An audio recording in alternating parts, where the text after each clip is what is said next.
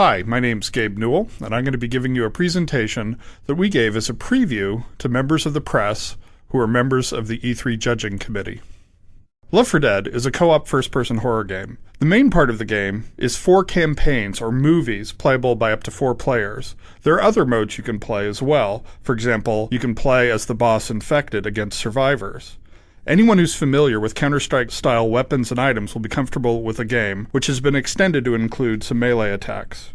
We support 2-player split screen, as well as a new matchmaking system. Our goal with Left 4 Dead was to procedurally generate a shared narrative that you could experience with your friends. We wanted to give you the opportunity to live out a horror movie. In order to do that, we had to do extensive work so that the character performances, the pacing, the lighting, the music was all being generated dynamically based on your actions. So how can we do this? How can we put you and your friends into this horror movie? Basically, it breaks down into 3 major categories: the director, the monsters, and the world.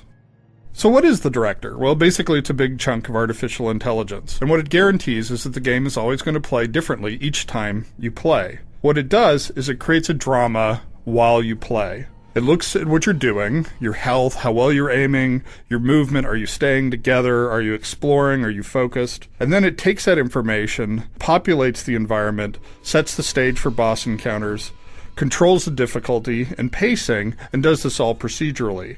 It also writes a script for your character, both to expose state, I'm injured, help me, as well as provide emotional cues. What's that? I hear something coming. And just like a movie director, it has to change how the visual effects are expressed, dynamically change the music and sound to create both mood and to amplify the emotional tension of the scene. So let's watch the director in action. Here we're going into an area we call the gas station. This first group is pretty beaten up, they haven't been playing particularly well, and they're short on both health and ammo. And as a result, they have a relatively easy encounter with few opponents. Now let's see what the director does with the second group.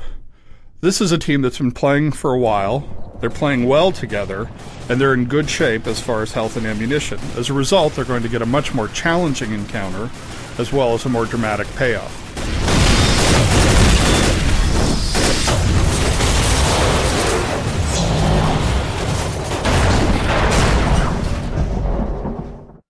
So about the monsters. Well, one of the things we had to do was greatly increase the scalability, both in terms of rendering and artificial intelligence, of our monsters. We also did a bunch of work, given how close you are and how frequently you interact with these monsters, to improve the animation in terms of leaning, anticipating their turns, bracing, and so on. The integration with both ragdolls and physics has been improved, and so the characters and monsters behave the way you expect them to do. You get a very different response from a monster if you shoot it in the shoulder as opposed to pushing it in the hip. We've also done a lot of work with the artificial intelligence. You can see these monsters are very good about navigating this world. They can climb fences, they can jump over dumpsters, and in some cases, if they need to, they can even break down walls to get to you.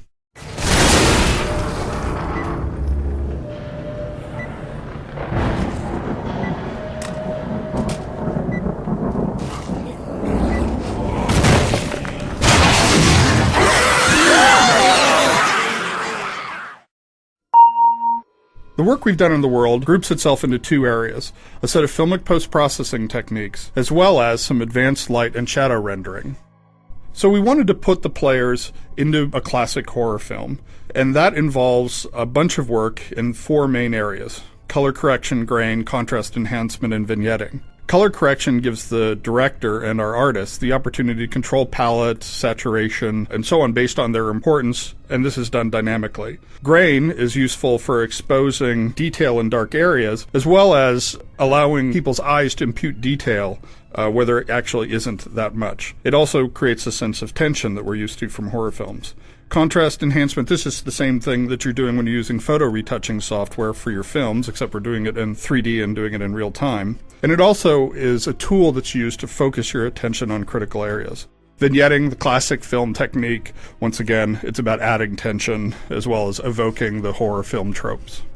Here you can see 2 examples of a scene with and without these effects being applied. We'll switch back and forth so you can see what a world looks like with just neutral rendering, and then what that same world looks like when we've applied these effects.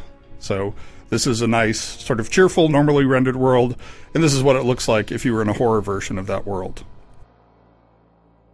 Now, lighting is very important in this game, and one of the things that we've done is some work with normal mapping to introduce something called self-shadowed normal mapping. Now, ordinarily, the way that normal mapping works is it takes information about the normals in the surface and then uses that to set light intensity levels. The problem with that is that you also want to include information about how the surface sort of occludes itself. And what you want is to take the details and the relief in the surface and then use that to modulate the lighting intensity. And that's what happens with self-shadowed normal mapping. So as you can see, as this character is walking down the hallway, you have a very clear sense of the relative relationships of objects. You can tell where things are spatially, like in the inside of the car. And you can also imagine just what it would feel like if you were running your hand down that wall. You have sort of a tactile sense of surfaces. Now, one of the things we struggled with early on is there's a bunch of information that has to be conveyed about other players' states to you and vice versa. And so we ended up using light as one of the primary information channels. We can actually have people understand everything that you're doing, all the actions that you're taking, simply by how lighting is changing in a scene. So without any sound or other cues, you can see that you can tell when the player's reloading, when they're firing, when they're being hit by monsters, and even when they're using a melee attack, which gives you this big swing in their flashlight as it swings around. So even without really paying attention, you'll be able to know what the other players in the world are doing. Now, to date in our industry, we've really had this split between the single-player, strongly authored, character-driven narrative that has a great emotional impact. And that's been split off from our multiplayer games where we have the social environment and you've got a lot of replayability. And we've struggled to really figure out how to bridge that gap over the years. With Left 4 Dead, we think we've actually managed to converge these things. We've taken the narrative strength, the emotional impact of our Half-Life series, and combined that with the social replayability of Counter-Strike and TF2. We've set this within this unique co-op game style, and we feel that this is an interesting step forward in terms of social entertainment. It's the convergence of these multiplayer and single-player strengths.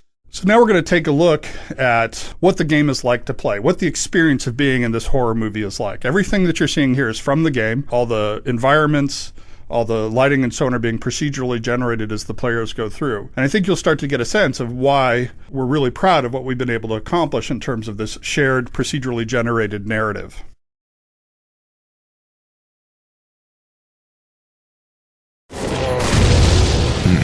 It's too quiet. Here they come! Let's go, let's go! Faster, move it, people! Turn around, man! Reloading! Run! Heads up! Watch my back!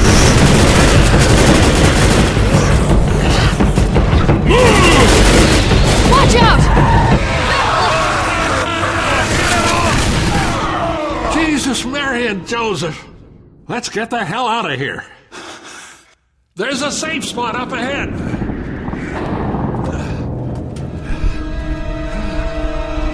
Oh, man.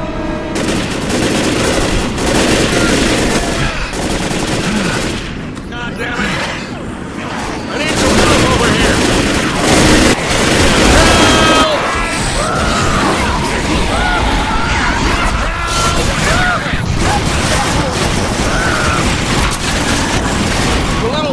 We need to stick together. Let me help you.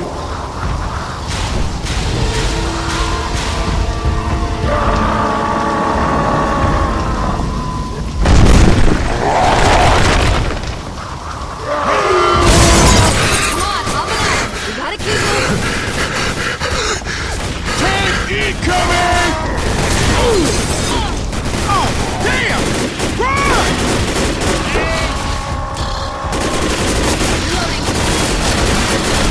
Coming for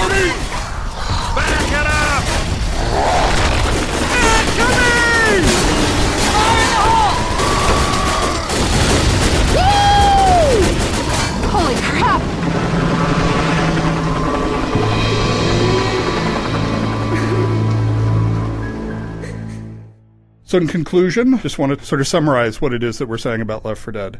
We think it brings together these two strengths that Valve has had in both single-player and multiplayer games. It's going to ship November 4th for both the PC and the 360.